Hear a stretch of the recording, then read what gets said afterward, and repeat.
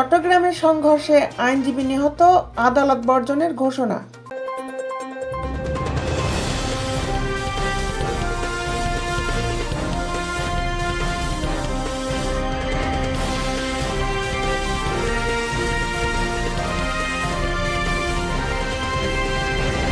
চট্টগ্রামের চিন্ময় কৃষ্ণ দাসের মুক্তির দাবিকে ঘিরে সংঘর্ষের ঘটনা ঘটেছে। এতে সাইফুল নামের এক আইনজীবী নিহত হয়েছেন।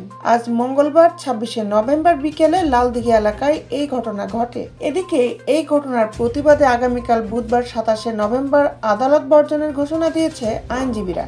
নিহত আইনজীবী সাইফুল আলম রাষ্ট্রপক্ষের আইনজীবী ছিলেন বলে জানা গেছে। চট্টগ্রাম মেডিকেল কলেজ হাসপাতাল কর্তৃপক্ষ তার মৃত্যুর বিষয়টি নিশ্চিত করেছে। প্রত্যক্ষদর্শীরা জানান, চিন্ময় কৃষ্ণ দাস ব্রহ্মচারীর মুক্তির দাবিতে আন্দোলনকারীরা প্রায় ৩ ঘন্টা পুলিশের প্রিজন ভ্যান আটকে রাখে। এক পর্যায়ে পুলিশ টিয়ার সেল নিক্ষেপ ও লাঠিচার্জ করলে তারা ছত্রভঙ্গ হয়ে যায়।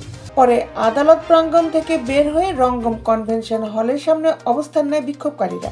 এ সময় আদালত প্রাঙ্গণ আইন শৃঙ্খলা বাহিনীর অনুপস্থিতির সুযোগে দুই পক্ষের মধ্যে ইটপাটকেল নিক্ষেপ এবং ধাওয়া পাল্টা ধাওয়ার ঘটনা ঘটে। চমেক হাসপাতাল, পুলিশ ও আদালত সূত্রে জানা যায়, নিহত ওই আইনজীবীর নাম সাইফুল ইসলাম।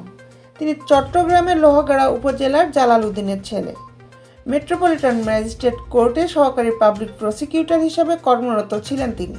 হাসপাতাল পরিচালক তসলিম উদ্দিন বলেন, চট্টগ্রাম আদালতে সংঘর্ষের ঘটনায় হতাহত ৬-৭ জনকে চমেক হাসপাতালে আনা হয়। এর মধ্যে একজনকে মৃত অবস্থায় আনা হয়।